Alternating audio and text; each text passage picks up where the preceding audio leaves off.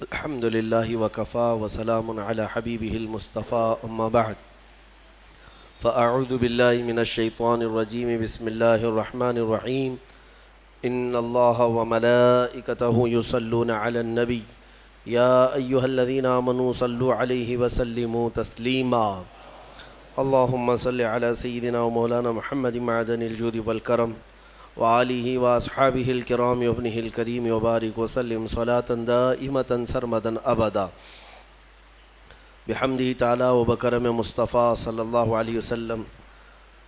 آج کی شب میں قرآن عظیم کے 19 پارے مکمل ہو چکے۔ اللہ عز و جل بقیہ قرآن کے حصے کو صحیح تجوید کے ساتھ تلاوت کرنے اور آپ سب کو رغبت کے ساتھ سماعت کرنے کی توفیق عطا فرمائے۔ آج ہم نے سورہ فرقان، سورہ شعراء اور سورہ نمل ان سورتوں کی تلاوت کی ہے، اور اس میں اللہ تبارک و تعالیٰ نے اکثر انبیاء کرام علیہم السلام کی زندگیوں کے سلسلے میں ارشاد فرمایا۔ سورہ شعراء میں کئی انبیاء کرام ایسے آئے جب وہ اپنی امتوں کے پاس تبلیغ کرتے ہیں تو ان کی امتیں انہیں جھٹلاتی تھیں، ان کا انکار کرتیں۔ حضرت نوح علیہ السلام کی قوم نے ان کو جھٹلایا، کذبت قوم نوح المرسلین۔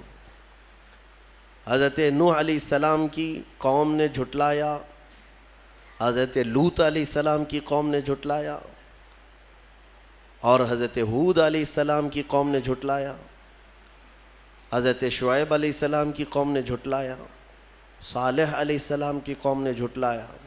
لیکن سب کے جواب میں جو انبیاء اکرام کہا کرتے تھے وہ بہت اہم بات ہے۔ وہ یہ کہا کرتے تھے وما اسألکم علیہ من اجر ان اجری الا علی رب العالمین۔ لوگوں، میں تم سے یہ تبلیغ کے معاملے میں اجرت نہیں طلب کرتا، میری اجرت میرے رب العالمین کے پاس ہے۔ ہونا یہی چاہیے کہ جو دین کی تبلیغ کرے وہ لوگوں سے توقع بھی نہ رکھے، لوگوں سے امید بھی نہ رکھے کہ لوگ مجھے کیا دیں گے۔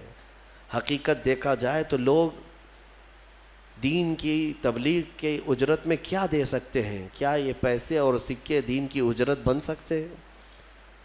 کیا یہ قرآن پاک کا معاوضہ بن سکتے ہیں؟ علماء ذوی الاحترام اور خصوصاً دعات کو یہی چاہیے کہ انبیاء اکرام کی سنت پر عمل کریں، اپنی اجرت اور اپنا اجر اللہ کی بارگاہ میں لینے کی تمنا رکھیں۔ امام اعظم ابو حنیفہ رضی اللہ تعالیٰ عنہ کے چھوٹے بیٹے جب وہ قرآن پڑھ رہے تھے تو ایک قاری صاحب کے پاس لگایا انہوں نے، جیسے آپ بھی اپنے بچوں کو پڑھنے کے لیے مدرسے بھیجتے ہیں۔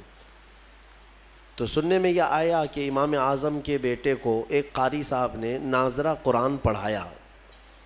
قرآن جب مکمل ہوا تو ہدیہ ہوتا ہے، ختم قرآن ہوتا ہے، بچوں کے لیے بھی خوشی کا دن، استاد کے لیے بھی خوشی کا دن۔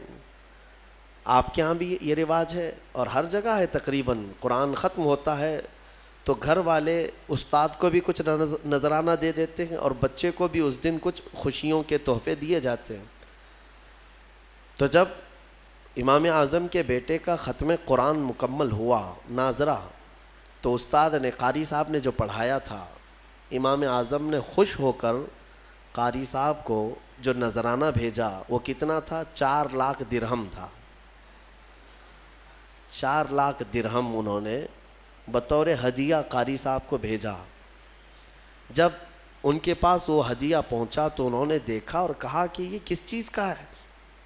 کہا آپ نے امام اعظم کے بیٹے کو قرآن پڑھایا ہے، ہدیتاً آپ کو دیا گیا۔ کہا میں نے تو صرف ناظرہ پڑھایا ہے، اس پر اتنا زیادہ پیسہ؟ انہوں نے اتنی بات کہی، امام اعظم کو آ کر کے قاصد نے بتایا کہ قاری صاحب ایسا کہہ رہے تھے کہ میں نے تو صرف قرآن ناظرہ پڑھایا، اتنی بات پر 4 لاکھ درہم کی کیا ضرورت تھی، اتنے پیسے؟ امام اعظم نے سنا اور اس کے بعد اپنے بیٹے کو بلایا اور کہا بیٹا کل سے تو اس استاد کے پاس قرآن نہیں پڑھے گا، وہ قرآن پڑھانے کے لائق نہیں ہے۔ کہا کیوں؟ کہا جو بندہ دنیاوی مال کو اللہ کے کلام سے زیادہ سمجھتا ہے، میں اس کے پاس اپنے بیٹے کو کیسے پڑھاؤں؟ میں نے قرآن عظیم کے ختم قرآن کے یا پورے ہدیے کے کیا نظر کیے، بلکہ ایک آیت کی بھی اجرت کوئی دنیا میں نہیں دے سکتا. قرآن عظیم کی ایک آیت کا بھی معاوضہ کوئی دے نہیں سکتا، یہ کلام الہی ہے. ہاں بہرحال نظر ہدیہ یہ قبول کرنا جائز ہے، سنت ہے، لیکن مطالبہ کرنا یہ جائز نہیں ہے. ان چیزوں پر مطالبہ کرنا، ڈیمانڈ کرنا یہ جائز نہیں ہے، چاہے وہ قرآن عظیم تراویح کا بھی ہو.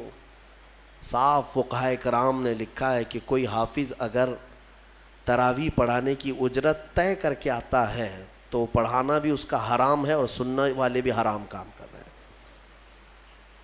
یہ کوئی ڈیلنگ نہیں ہوتی ہے قرآن عظیم کی. ہاں ختم قرآن وہ بغیر اجرت کے یا بغیر کوئی نذرانہ طے کیے آیا، تراویح پڑھایا ہے، لوگوں نے خوشیوں میں اسے ہدیہ اور نذر پیش کیا تو بالکل جائز ہے، لیکن مطالبہ کرنا ناجائز ہے. اس زمانے میں بہت کچھ ان خرافات میں مبتلا حفاظ ہیں جو پیسوں کے بھاؤ تاؤ کرتے ہوئے تراویح کو طے کرتے ہیں. بلکہ میں نے شہروں میں ایسے بھی دیکھا کہ بڑے شہروں میں 10 دن کی تراویح، 7 دن کی تراویح ایک الگ نکالا ہوا ہے. 10 دن میں تراویح ختم، 10 دن میں ایک قرآن ختم کر کے وہ حافظ پھر دوسرے 10 دن کہیں اور تلاش کرتا ہے. بعض لوگوں کا حال تو یہ ہے کہ ایک بار مسجد میں پڑھا رہے ہیں اور ایک بار کہیں اور بھی پڑھا رہے ہیں اسی دن ایٹ اے ٹائم 2 مرتبہ تراویح، تاکہ ادھر بھی ملے ادھر بھی ملے. لوگوں کی نماز خراب کرنا، لوگوں کی نماز کو ضائع کرنا اور اس طرح حرص رکھنا یہ ناجائز ہے. میرے عزیزو، انبیاء اکرام علیہم السلام کی زبانوں سے جو یہ نکلے ہیں الفاظ، یہ آج 19ویں پارے میں ہم نے کثرت سے اس کو بار بار تلاوت کیا ہے. تکرار آئی ہے ایک آیت کی، وَمَا أَسْأَلُكُمْ عَلَيْهِ مِنْ أَجْرٍ إِنْ أَجْرِيَ إِلَّا عَلَىٰ رَبِّ الْعَالَمِينَ. میں لوگوں تم سے اس بارے میں اجرت نہیں طلب کرتا، میری اجرت تو رب العالمین کے پاس ہے. یہ سارے نبیوں نے یہی کہا، چاہے وہ نوح علیہ السلام ہو، لوط علیہ السلام ہو، ہود علیہ السلام ہو، صالح علیہ السلام ہو، یہ شعیب علیہ السلام ہو، سبوں نے یہی کہا ہے. حتیٰ کہ میرے آقا صلی اللہ تعالیٰ علیہ وسلم بھی، ان کی بھی یہی فرامین تھے، قُلْ لَا أَسْأَلُكُمْ عَلَيْهِ أَجْرًا إِلَّا الْمَوَدَّةَ فِي الْقُرْبَى. اللہ تعالیٰ فرماتا ہے اپنے رسول سے، اے رسول آپ فرما دیں میں نے تمہیں جو دین دیا، ایمان کی دولت تمہارے قریب لایا، اس پر میں تم سے اجرت نہیں مانگتا مگر یہ کہ میرے اہل بیت سے محبت کرو، بس اتنی سی بات ہے. تو انبیاء کرام کبھی اجرت نہیں طلب کرتے اور نہ ہی ان کی کوئی اجرت دے سکتا. اسی لیے جو علماء نائب انبیاء کہلاتے ہیں انہیں بھی اس روش پر چلنا چاہیے، اسی روش پر رہیں. قرآن کا ہو، تقریروں کا ہو یا پھر نعت خوانی کا ہو، یہ ساری چیزیں اس طرح اجرت طے کرنا ناجائز ہے، ناجائز ہے.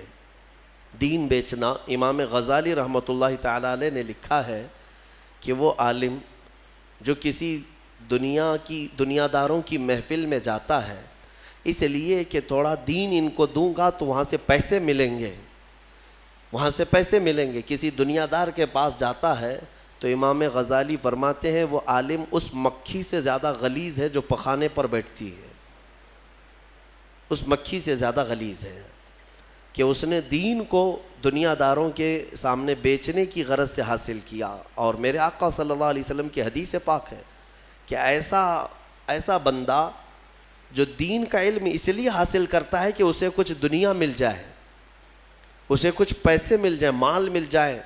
حضور اکرم صلی اللہ علیہ وسلم فرماتے ہیں ایسے شخص کو دین کا علم سکھانا خنزیر کے گلے میں موتیوں کا ہار ڈالنے کے برابر ہے. خنزیر کے گلے میں موتیوں کا ہار ڈالنے کے برابر ہے، کیونکہ خنزیر غلیظ جانور ہے اور اس کے گلے میں موتیوں کا ہار ڈال دیں تو وہ خوبصورت نہیں بنتا. اسی طرح دنیا دار کو جو صرف مال کی ہوس میں رہتا ہے، دین کا علم سکھانا ایسی ہی ہے. فطرت غلیظ ہے، وہ دین کو لے کر کرے گا کیا؟ بیچے گا. اللہ تبارک و تعالیٰ اس طرح کی حرص سے ہمیں محفوظ رکھے، ہوس سے محفوظ فرمائے، اور اللہ تبارک و تعالیٰ آخری دم تک ہمیں اس کے دین کی خدمت اس کی رضا کے لیے کرنے کی توفیق عطا فرمائے. سورہ شعراء کے بعد ہم نے سورہ نمل کی بھی تلاوت کی ہے. ایک آیت میں تمہیں چلتے چلتے عرض کر دوں، خاص طور پر نوجوانوں کے لیے آج ضرورت ہے. سورہ فرقان کی شروع کی آیتیں، اس میں اللہ تعالیٰ فرماتا ہے قیامت کے دن کچھ لوگ ایسے پکڑے جائیں گے، قیامت کے دن کچھ لوگ ایسے پکڑے جائیں گے کہ جن کا جرم کیا تھا وہ میں آپ کو بتاتا ہوں. جرم کیا تھا کہ جس طرح سے کچھ نوجوان جوش میں آ کر ہوش کھو بیٹھتے ہیں اور وہ کیا کر رہے ہیں انہیں پتہ نہیں. اس کا تجربہ ہے، کئی علاقوں پر ہم نے دیکھا ہے. جوش میں تم بپھر کر باہر تو آ گئے، لیکن کس کو مار رہے ہو، کس پر پتھر برسا رہے ہو، اس کا کوئی ہوش نہیں.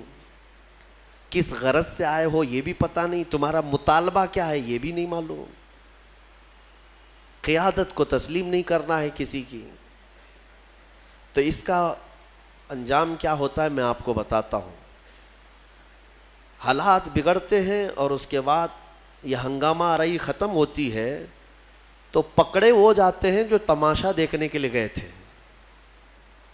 ہاں اکثر ایسا ہوتا ہے کہ وہ لوگ پکڑے جاتے ہیں، بعد میں وہ کہتے رہتے ہیں میں تو سامان لانے دکان پہ گیا تھا پولیس مجھے پکڑ لے گئی. کوئی کہتا ہے میں تو منگنی میں جا رہا تھا، میں تو ولیمے میں جا رہا تھا، میں تو دعوت میں جا رہا تھا، وہاں سے گزرا، دیکھنے کی غرض سے کھڑا تھا، میں پکڑا گیا. یہ باتیں جو آتی ہیں میں آپ کو بتاتا ہوں قرآن پاک کی آیت. اللہ تعالیٰ قرآن میں فرماتا ہے یا ویلتا لیتنی لم اتخذ فلانا خلیلا. کچھ لوگ قیامت کے دن پکاریں گے اے کاش میں فلاں کی دوستی نہیں کیا ہوتا تو کتنا اچھا ہوتا. صرف دوستی کرنے کی وجہ سے کچھ لوگ جہنم میں جا رہے ہوں گے. ہاں کچھ لوگ صرف اس لیے پکڑے گئے ہوں گے کہ تمہاری سنگت بری تھی، تمہاری صحبت خراب تھی. ہاں تم فواہشات کرتے تو نہیں تھے لیکن فواہشات کرنے والوں کے ساتھ کھڑے ہوتے تھے، ان کی صحبت میں کھڑے ہوتے تھے. جوا کھیلتے نہیں تھے لیکن جواریوں کے ساتھ بیٹھتے اٹھتے تھے اور جوا دیکھ کر کے خاموش رہتے تھے. قیامت کے دن ان کی بھی پکڑ ہوگی اور انہیں کھینچ کر فرشتے لے جا رہے ہوں گے. وہ پکاریں گے میرا کیا قصور ہے، میں کیا کیا، میرا کیا جرم ہے. کہیں گے فلاں کے ساتھ جو تیرا گٹھ بندھن تھا، فلاں کے ساتھ جو تیری دوستی تھی. تب یہ پکارے گا یا ویلتا لیتنی لم اتخذ فلانا خلیلا. اے کاش میں فلاں کی دوستی نہیں کیا ہوتا تو کتنا اچھا ہوتا، میں تو بچ گیا ہوتا آج. لقد اضلنی عن الذکر، اسی نے مجھے غافل کر دیا، گمراہ کر دیا اللہ کے ذکر سے. اس لیے میرے عزیزو ایک بات یاد رکھیں، بہت ساری چیزیں میرے آقا صلی اللہ تعالیٰ علیہ وسلم کی حدیث سے میں تمہیں ثابت کر کے بتاؤں.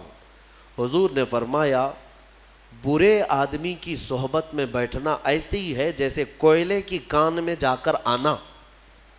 کوئلے کی کان میں اگر تم سفید کپڑا پہن کر کے جاؤ گے اور آؤ گے، نہ کوئلہ اٹھاؤ نہ کوئلے کی کان میں کام کرو، لیکن تمہارے جا کر آتے ہی تمہارے سفید کپڑوں پر کالک لگ ہی جائے گی. اور حضور اکرم صلی اللہ علیہ وسلم کی حدیث کا مفہوم یہ بھی ہے. اور اچھوں کی صحبت میں بیٹھنا ایسے ہی ہے جیسے عطر کی دکان میں جا کے آنا. عطر لگاؤ نہ لگاؤ لیکن دکان میں جا کے آنے کے بعد تھوڑی بہت کپڑوں میں خوشبو آئی جاتی ہے. کیسی مثالوں سے میرے آقا نے فرمایا. اسی طرح دنیا میں تم اگر صالحین کی صحبت میں بیٹھتے اٹھتے ہو، اچھوں کی صحبت میں بیٹھتے اٹھتے ہو، تو اس کا اثر اتنا ہوتا ہے کہ قیامت کے دن جہاں وہ جا رہے ہوں گے فرشتے تمہیں بھی وہیں پر بھیج دیں گے. ہاں بزرگوں کی صحبت میں بیٹھنے والوں کو ہم نے دیکھا ہے. بعض روایات میں ہم نے یہ بھی پڑھا سرکار غوث اعظم عبد القادر جیلانی رضی اللہ تعالیٰ عنہ کے ہاں کام کرنے والا جو دھوبی تھا غوث پاک کے انتقال کے بعد بغداد کے بڑے بڑے علماء اگر کسی مسئلے میں پیچیدگی آتی تو اس دھوبی سے جا کر سوال کرتے. اس مسئلے کا حل آپ کو معلوم ہے؟ وہ جواب دے دیا کرتے. کیوں؟ میاں صحبت میں جو بیٹھتا تھا روزانہ فقہی مسائل کو سننا، اس کی پیچیدگیوں کو سننا، سنتے سنتے صحبت کا اثر اتنا کہ وہ فقہ کی باریکیاں بھی لوگوں تک بیان کرنے لگ جائے. ایسے ہی ہم نے دیکھا ہے ڈاکٹروں کی صحبت میں رہتے رہتے کئی لوگوں کو دوائیوں کے نام یاد ہو جاتے ہیں, بیماریوں کی جڑ معلوم ہونے لگ جاتی ہے. تو صحبت ہی کا تو اثر ہے, پڑھا نہیں ہے, کچھ بھی نہیں ہے. صحبت میں رہنے والے کو اثر ہو ہی جاتا ہے. شیخ سعدی رحمۃ اللہ علیہ نے فرمایا ہے, گلے خوشبوئے در حمام روزے رسید از دست محبوب بدستم. ایک دن ایک خوشبودار مٹی مجھے ہاتھ میں ملی, حمام میں خوشبودار مٹی تھی. تو میں مٹی کو سونگھا اور دیکھا کہ مٹی میں خوشبو کہاں سے آئی. تو شیخ سعدی فرماتے میں نے پوچھا اس سے, بدو گفتہ کہ مشکی یا عبیری کہ بوئے دل آویز تو مستم. میں نے مٹی سے پوچھا تو مشک ہے یا عنبر ہے, تیری خوشبو سے میرا دل مست ہو رہا ہے. گفتہ کہ من گلے ناچیز بودم وہ لیکن مدت باگل نشستم. کہتی ہے مٹی, نہیں میں تو ایک ناچیز مٹی ہوں, میری کوئی حیثیت نہیں, میں مٹی ہی ہوں, نہ میں مشک ہوں نہ عنبر ہوں, لیکن ایک زمانے تک گلاب کے پھول کے ساتھ بیٹھی رہی, گلاب کے ساتھ میں بیٹھی رہی. جمال ہم نشیں در من اثر کر ورنہ من ہما خاکم کے ہستم. فارسی کا یہ شیخ سعدی رحمۃ اللہ علیہ نے گلستان میں فرمایا. وہ کہتی ہے مٹی کہ میرے قریب بیٹھنے والی صحبت کا یہ اثر ہے, یہ اس گلاب کا اثر ہے, ورنہ میں تو وہی مٹی ہوں جو میری مٹی کی حیثیت ہے. پتہ یہ چلا کہ مٹی بھی اگر پھول کے ساتھ رہے تو مٹی میں خوشبو آ جائے. تو اے میرے عزیزو, اپنی صحبت کو پاک رکھا کرو, اپنی صحبت کو پاک رکھا کرو. اور ہم نے دیکھا ہے کہ بہت سارے نوجوانوں کی جو لائن بگڑتی ہے, ان کا راستہ بھٹکتا ہے, تو یہ صحبت کا اثر ہے. یہ نشہ کہاں سے سیکھتے ہیں, یا عیاشیاں کون انہیں سکھاتا ہے, انہیں بے حیائیاں کون تعلیم دیتا ہے؟ آسمان سے تو نہیں اترتی ان کے دماغ میں. ان کی صحبت, یہ دوستی ایسے لوگوں سے کرتے ہیں جہاں پر دوستی یاری میں دوست ایسی ایسی چیزیں کانوں میں بھرنے لگ جاتے ہیں, اس کو بیچارے کو کچھ نہیں معلوم, یہ سادہ ہوتا ہے, لیکن باہر نکلتا ہے اور دوستوں سے نئی نئی چیزیں سننے لگتا ہے. اور کچھ شیاطین ایسے ہیں جو دوست کی شکل میں آتے ہیں, شیطان دوستوں کی شکل میں آتا ہے, نئے نئے پروڈکشن تمہارے سامنے لانچ کرتا ہے, بتاتا ہے اس نشے میں اتنا اثر ہے, یہ لیں گے تو ایسا ہے, وہ کریں گے تو آسمان میں اڑیں گے, ٹرائی کرنا ہے, اس کو ٹیسٹ کرنا ہے. یہ سب دوستوں کی باتوں پر ہی آگے جاتا ہے. اور ایک بات میں آپ کو بتاؤں, ان برے دوستوں کی صحبت کی وجہ سے نوجوان جو بدلتا ہے وہ کتنی تیز بدلتا ہے پتہ ہے؟ سب سے پہلا اثر اس کے اوپر جو ہوتا ہے وہ ماں باپ کا دشمن بنتا ہے, ماں باپ کا دشمن بنتا ہے. اب اس کو ماں بھی اچھی نہیں لگتی, باپ بھی اچھے نہیں لگتے, لیکن دوست اچھے لگنے لگتے ہیں. وہ دوستوں کے لیے ماں باپ سے چوری چھپے باہر بھاگنے لگتا ہے. اور اگر باپ ٹوک دے کہ فلاں کے ساتھ تو کیوں رہتا ہے, اس کو الجھن ہونے لگتی ہے, میرا باپ تو ہر بار کٹ کٹ کرتا ہی رہتا ہے, مجھے جینے نہیں دیتا, دوستوں کے ساتھ بیٹھنے اٹھنے نہیں دیتا. تمہیں پتہ نہیں ہے کہ باپ جو تمہیں روکتا ہے اس کی نظریں دیکھ رہی ہیں کہ تو گڑھے میں گرنے جا رہا ہے. بہت سارے نوجوانوں کو ہم نے بڑے شہروں میں بگڑتے دیکھا, بلکہ اپنے ہاتھوں سے جہنم خریدتے دیکھا ہے. ہاں, وہ برباد ہو چکے, برباد ہوئے ہیں. اسی لیے میرے عزیزو اپنی صحبت کو پاک رکھو, قیامت کے دن تمہاری پکڑ ہوگی. جوا جہاں کھیلا جاتا ہے, کچھ لوگ سمجھتے ہم تو نہیں کھیلتے, دیکھنے کے لیے بیٹھے ہیں. پتہ ہے آپ کو, فرمایا کہ جہاں جوا کھیلا جاتا ہے وہاں سے اللہ تعالیٰ کی رحمت 40 دن کے لیے اٹھ جاتی ہے, ختم. اس جگہ پر رحمت نہیں آتی ایک بار کوئی وہاں پر کرے اس زمین پر, تو جو وہاں پر بیٹھے ہوتے ہیں ان سب پر اللہ کا غضب ہوتا ہے. اور ایک روایت میں نے اس سے قبل بھی بتایا تھا کہ جوا کھیل کر سود کھا کر کوئی مسجد میں آئے اور وضو کر کے نماز پڑھنا بھی چاہے تو فرمایا گیا کہ وہ خنزیر کے خون سے وضو کرتا ہے, وہ غلیظ جانور کے خون سے اپنے ہاتھ منہ دھوتا ہے. یہ نحوست ہے میرے عزیزو. مسلمانوں کو اس معاشرے سے, ایسے معاشرے سے پاک رہنا چاہیے. رسول کریم صلی اللہ تعالیٰ علیہ وسلم کا وہ معاشرہ نہیں جس میں قمار ہو، جوا ہو، نشہ ہو، نہیں، بلکہ آج تو ایسے حالات تم نے بنا رکھے کہ کوئی اگر اجنبی نشہ پوچھے کہ کہاں ملتا ہے تو لوگ تمہارے محلے کا ایڈریس دے دیتے ہیں، مسلمانوں کے محلے میں مل جائے گا، اس کے ڈیلر بھی وہی ہیں، یوزر بھی وہی ہیں، اور ایک جگہ سے دوسری جگہ سپلائر بھی وہی ہیں۔ کیوں تم نے یہ چیزیں اپنا لی ہیں؟ عزیزان گرامی، امت مصطفیٰ میں ہونے کا میں تمہیں واسطہ دیتا ہوں، تمہارے یہ سارے کرتوت میرے نبی کی نگاہوں سے پوشیدہ نہیں ہیں۔ حضور پاک صلی اللہ تعالیٰ علیہ وسلم جب اپنے امتیوں کو یہ حالات میں دیکھیں تو کیا حضور کو ایذا نہیں پہنچتی، تکلیف نہیں ہوتی، اذیت نہیں ہوتی؟ بچو اور صحبتوں کو پاک کرو۔ میں اپنی گفتگو کو سمیٹتے ہوئے سورہ نمل کی چند باتیں تمہارے سامنے رکھتا ہوں۔ سورہ نمل، نمل چونٹی کو کہتے ہیں، عربی میں نمل چونٹی کو کہتے ہیں، ایک چونٹی کا ذکر آیا ہے اس لیے اس سورہ کا نام نمل ہے، اور اس میں اللہ تبارک و تعالیٰ نے حضرت سلیمان علیہ السلام کا وہ واقعہ بیان فرمایا ہے۔ اللہ تبارک و تعالیٰ نے فرمایا سلیمان علیہ السلام اللہ کے ایک ایسے نبی ہیں جن کو اللہ تعالیٰ نے علم و حکمت بہت زیادہ نوازا اور دنیا کی حکومت عطا فرمایا۔ بہت بڑی حکومت سلیمان علیہ السلام کے ہاتھ میں تھی، اتنا ہی نہیں، ہواؤں کو سلیمان علیہ السلام کے تابع کیا گیا تھا، وہ جس طرف چاہتے تھے ہوائیں اس طرف اڑتی، سارے پرندوں کی بولیاں ان کو سکھائی گئیں، جانوروں کی، جنات کی، ہر ایک کی بولی آپ کو سکھائی گئی اور ان پر حکومت بھی آپ کو دی گئی۔ جب سلیمان علیہ السلام کا دربار لگتا تو وہ جس کو کہتے حاضر ہونے کے لیے اسے حاضر ہونا پڑتا، چاہے چونٹی بھی کیوں نہ ہو۔ پرندوں میں، جانوروں میں کبھی جھگڑا ہوتا تو فیصلے کے لیے سلیمان علیہ السلام کے پاس آتے، جانوروں کے بھی فیصلے حضرت سلیمان علیہ السلام کیا کرتے۔ ایک مرتبہ ایسا ہوا کہ سلیمان علیہ السلام اپنے لشکریوں کے ساتھ کسی جگہ گزر رہے تھے اور وہ چونٹیوں کی آبادی سے گزرنے والے تھے، ابھی کافی دور تھے، 1 میل دور، تو چونٹیوں نے محسوس کر لیا کہ سلیمان علیہ السلام آ رہے ہیں، تو ان کی جو ملکہ ہے چونٹیوں کی وہ کہتی ہے قالت نملۃ یا ایھا النمل ادخلوا مساکنکم لا یحطمنکم سلیمان وجنودہ وہم لا یشعرون۔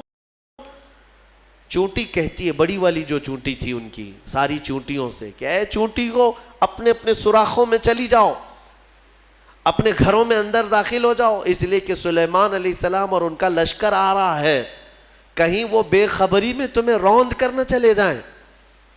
یہ چونٹی نے کہا اور ساری چونٹیاں دوڑنے لگیں، لیکن قرآن میں اللہ فرماتا ہے فَتَبَسَّمَ ضَاحِكًا مِّن قَوْلِهَا، حضرت سلیمان علیہ السلام اس چونٹی کی بات پر ہنس پڑے، مسکرائے۔ 1 میل دور سے سلیمان علیہ السلام چونٹی کی آواز سن رہے ہیں، چونٹی کی بات کو سن رہے ہیں اور اس پر مسکرا بھی رہے ہیں۔ میرے عزیزو، یہ عام انسانوں کی بات نہیں، یہ نبیوں کی طاقت کی بات کر رہا ہوں۔ اللہ تعالیٰ نے انہیں وہ ظرف دیا ہے، وہ کان دیا ہے جس کے بارے میں ہم کہتے ہیں دور و نزدیک کے سننے والے وہ کان لالے کرامت پہ لاکھوں سلام، ہم یہاں سے پکارے وہ وہاں سے سنے، مصطفیٰ کی سماعت پہ لاکھوں سلام۔ ہمارا موقف اور ہمارا عقیدہ قرآن کے مطابق ہے یا نہیں؟ جب سلیمان علیہ السلام جو بنی اسرائیل کے نبی ہیں چونٹیوں کی پکار سنتے ہیں تو جو سب نبیوں کے سردار ہیں کیا امتیوں کی پکار کو نہیں سنیں گے؟ حضور پاک صلی اللہ تعالیٰ علیہ وسلم یقیناً اپنے ہر امتی کی آواز کو سنتے بھی ہیں۔ خود میرے آقا نے فرمایا ہے کہ جب کبھی کوئی درود پڑھتا ہے تو اس کے درود کو میں خود اپنے کانوں سے سنتا ہوں۔ اللہم صلی علی سیدنا محمد وعلی آلہ واصحابہ وبارک وسلم صلاۃ دائمۃ سرمدا ابدا۔ سلیمان علیہ السلام کے ساتھ ایک بار ایسا ہوا کہ آپ کا دربار لگا تھا، سارے لوگ حاضر تھے، جنات بھی ہیں وہاں پر، چرند پرند جانور حیوانات سب حاضر ہیں۔ سلیمان علیہ السلام سب کی خبر گیری کر رہے تھے، اس میں ایک پرندہ ہدہد نہیں تھا۔ ہدہد ایک پرندہ ہے، اونچی اڑان اڑتا ہے، بہت تیز اڑتا ہے۔ سلیمان علیہ السلام نے دیکھا اور پوچھا کہ یہ ہدہد پرندہ غائب ہے، کہاں ہے؟ سارے تو حاضر ہو گئے، وہ نہیں آیا۔ فقال ما لی لا اری الہدہد، حضرت سلیمان علیہ السلام کہتے ہیں کیا ہوا ہے حدود کو؟ یہاں میں نہیں دیکھ رہا ہوں اس کو، کہاں گیا؟ لَأُعَذِّبَنَّهُ عَذَابًا شَدِيدًا أَوْ لَأَذْبَحَنَّهُ أَوْ لَيَأْتِيَنِّي بِسُلْطَانٍ مُبِينٍ، اگر وہ اس کے بعد آئے گا سخت سزا دوں گا، یا تو اس کو ذبح کر دوں گا، یا تو پھر کوئی معقول وجہ لے کر کے آئے، کوئی عذر ہونا چاہیے کہ محفل میں کیوں نہیں آیا، وہ نبی کی محفل ہے۔ تھوڑی دیر گزری تھی، اس کے بعد ہدہد آ گیا اور پھر اس کے بعد حضرت سلیمان علیہ السلام کے پاس آ کر اپنی خبر دینے لگا۔ کیا؟ وہ کہتا انی وجدت امرأۃ تملکہم وأوتیت من کل شیء ولہا عرش عظیم۔ اے اللہ کے نبی، میں جو غائب تھا اس کی وجہ یہ ہے کہ میں اڑتے اڑتے ایک ایسے ملک میں پہنچ گیا جہاں میں نے دیکھا کہ ایک خاتون لوگوں پر حکومت کر رہی ہے، ایک لیڈی حکومت کر رہی ہے۔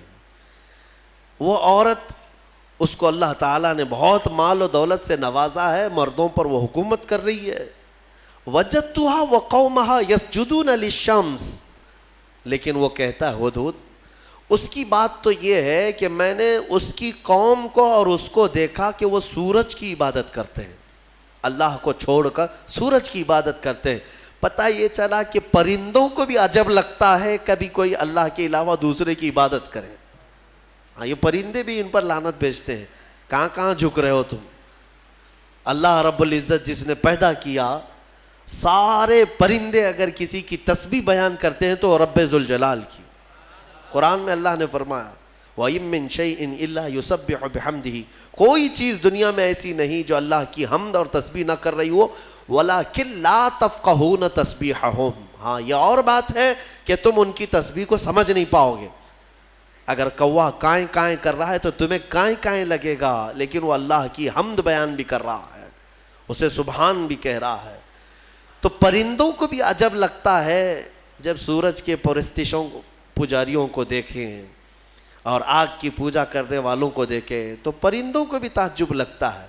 سلیمان علیہ السلام کے سامنے آ کر کے اس نے شکایت کیا، میں نے ایک عورت کو دیکھا ہے، اس کا نام سبا بلقیس ہے، اس کا نام سبا بلقیس ہے، اور وہ ایک بہت ہی عالی شان تخت پر بیٹھتی ہے، اس کا تخت بڑا مضبوط ہے، سونے اور چاندی سے جڑا ہوا، 80 گز لمبا 40 گز چوڑا، اتنا بڑا تخت ہے، اور اس کی حفاظت کے لیے جو لوگ مامور ہیں 7 دروازے بنائے گئے ہیں، اس کے اندر وہ تخت رکھا جاتا ہے، اور ہر دروازے پر پہرے دار الگ ہیں، باڈی گارڈ الگ ہے، جو اس تخت کے اندر تک جانے کے لیے بڑی سیکورٹی ہے۔ تو اس تخت پر وہ بیٹھتی ہے اور اس کو اس پر ناز ہے۔ حضرت سلیمان علیہ السلام نے اس کو معاف کر دیا، چلو کوئی ایک معقول وجہ تو لے کے آیا ہے۔ تب پھر سلیمان علیہ السلام نے کہا ایک خط لکھو اس کے نام پر۔ خط لکھا حضرت سلیمان علیہ السلام نے، پھر اس سے کہا ہدہد سے لے جا اور اس کے پاس ڈال دے یہ خط۔ خط میں کیا تھا؟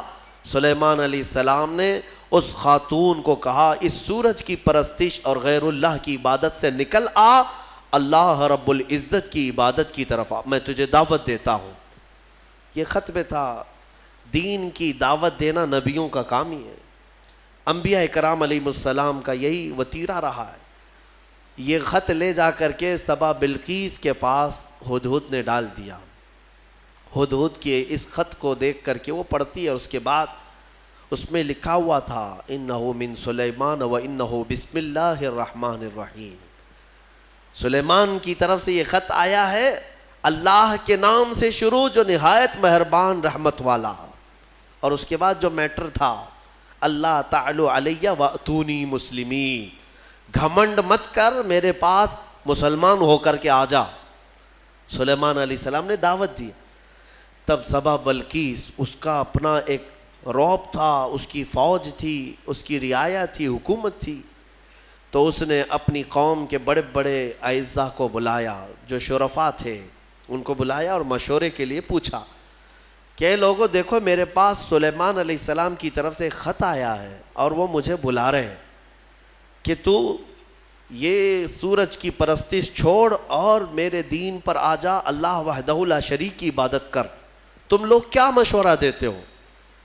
تو لوگوں نے یہ کہا، اس کے جو وہاں محل کے پہرے دار تھے یا وزراء تھے، انہوں نے کہا قالوا نحن اولو قوت و اولو بأس شدید، ہم لوگ بہت طاقتور لوگ ہیں اور بہت سخت ترین حملہ کرنے والے لوگ ہیں، باقی معاملہ تمہارے اوپر ہے اے سبا بلقیس، اگر تم حکم دو گی تو ہم حملہ کریں گے، لڑیں گے۔ تو سبا بلقیس عقل والی خاتون تھی، اس نے کہا قالت ان الملوک اذا دخلوا قریۃ افسدوها، میں دیکھتی ہوں کہ جب بھی کوئی بادشاہ کسی ملک میں حملہ کرتا ہے تو پورا تباہ و برباد کر دیتا ہے، شہر کے شہر بکھر جاتے ہیں، وَجَعَلُوا أَعِزَّةَ أَهْلِهَا أَذِلَّةً، بڑے بڑے عزت والے لوگ ذلیل ہو جاتے ہیں، گھر ٹوٹ گئے، دکانیں برباد ہو گئیں۔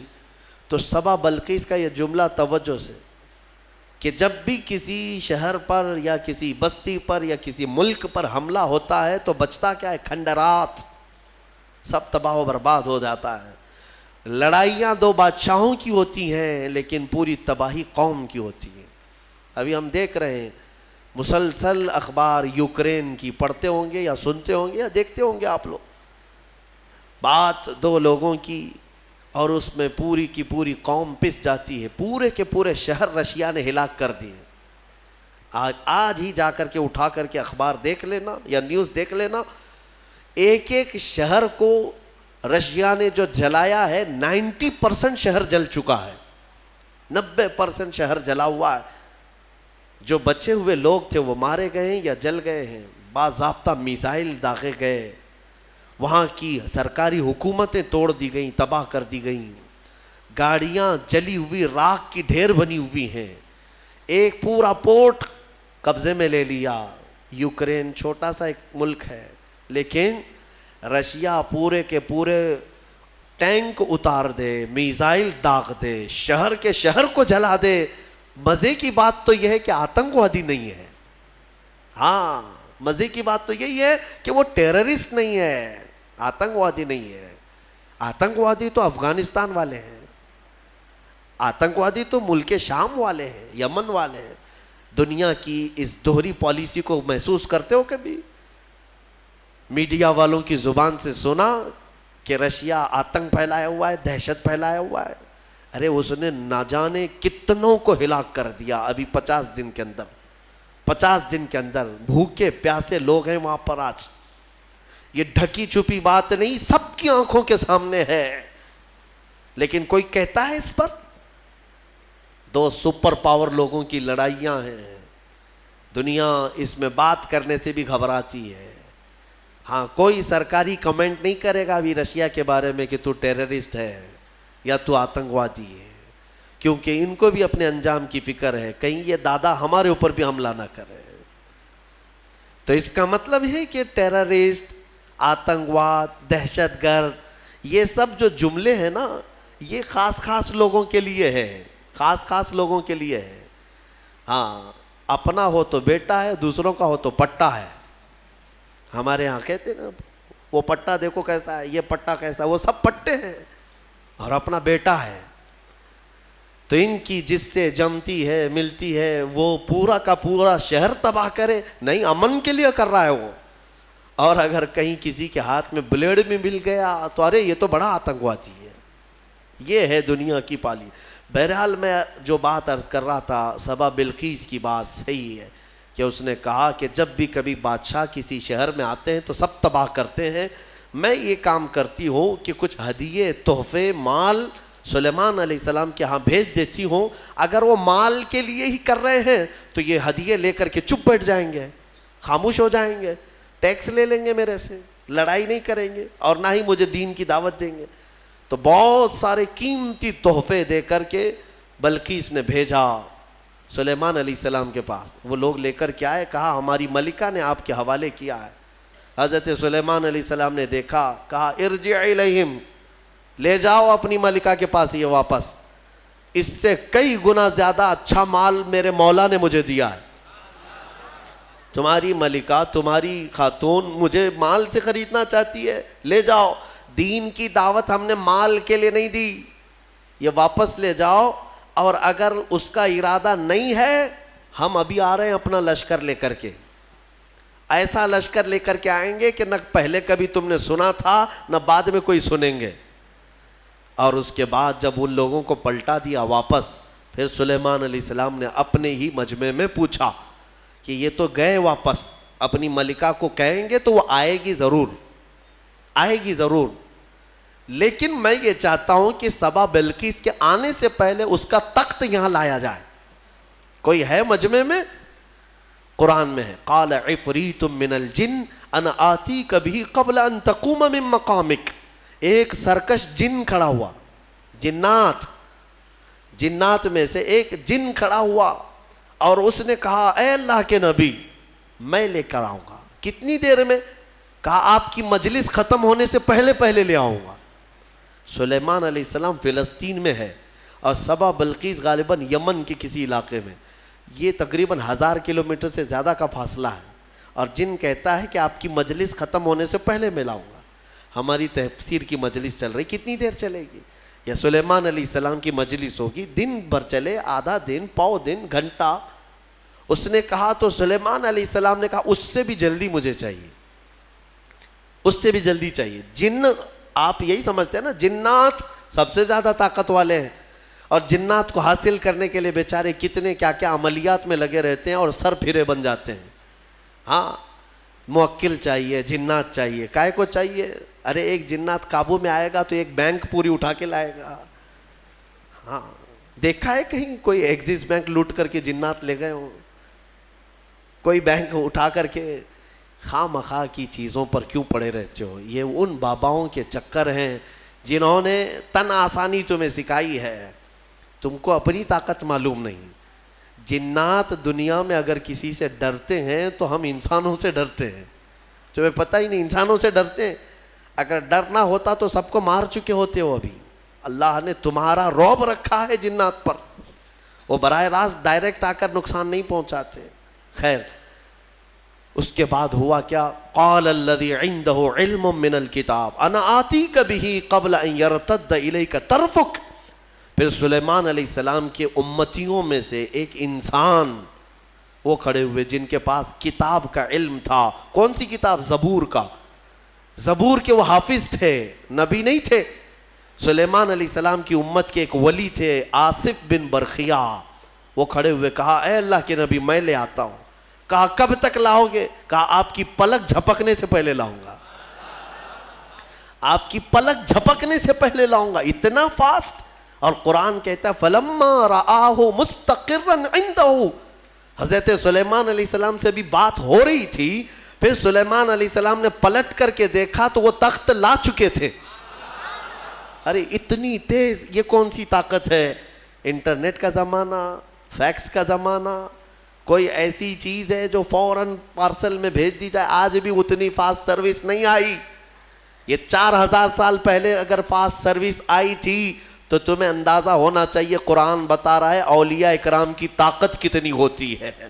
اور اسی کو میں کہتا ہوں، پھر اندازہ کرو بنی اسرائیل کے ایک ولی پلک جھپکنے سے پہلے تخت لا سکتے ہیں، تو امت محمدیہ کے ولی غوث اعظم عبد القادر جیلانی بغداد میں بیٹھ کر کے اگر یہ فرمائیں کہ میرا مرید مشرق میں ہو اور میں مغرب میں ہوں، اگر اس کا سطر کھل جائے، مجھے اس نے پکارا تو میں وہیں سے اس کی سطر پوشی کروں گا۔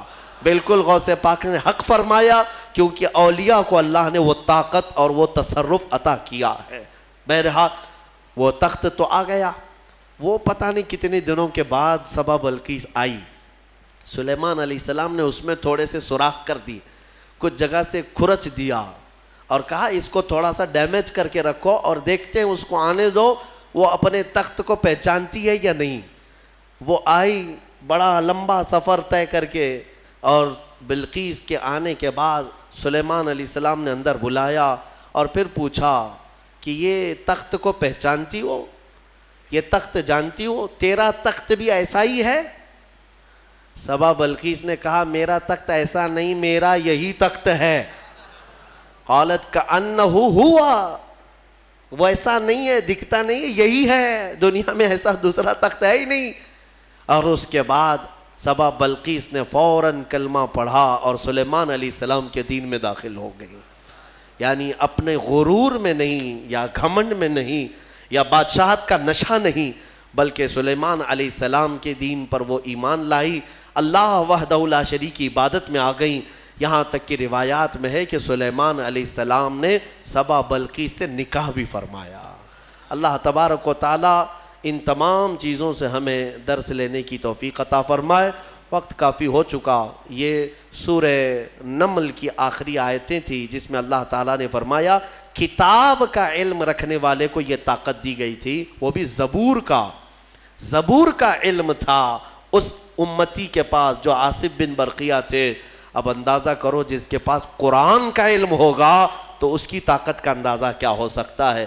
اسی لیے مولا کریم نے تمہارے پاس دنیا کی سب سے بڑی طاقت قرآن عطا کیا ہے۔ خذوا ما آتیناکم فرمایا، پکڑو اس کو مضبوطی سے جو ہم نے تمہیں دیا ہے۔ انشاءاللہ العزیز یہ قرآن کو جس نے مضبوطی سے تھام لیا، پھر تمہاری کھوئی ہوئی عزت و وقار کو بھی تم پلٹا سکتے ہو۔ اللہ کریم ہمیں قرآن کے پیروکاروں میں بنائے اور اس کو سن کر عمل کرنے والوں میں ہمیں شامل فرمائے۔ وآخر دعوانا ان الحمدللہ رب العالمین۔ السلام علیکم۔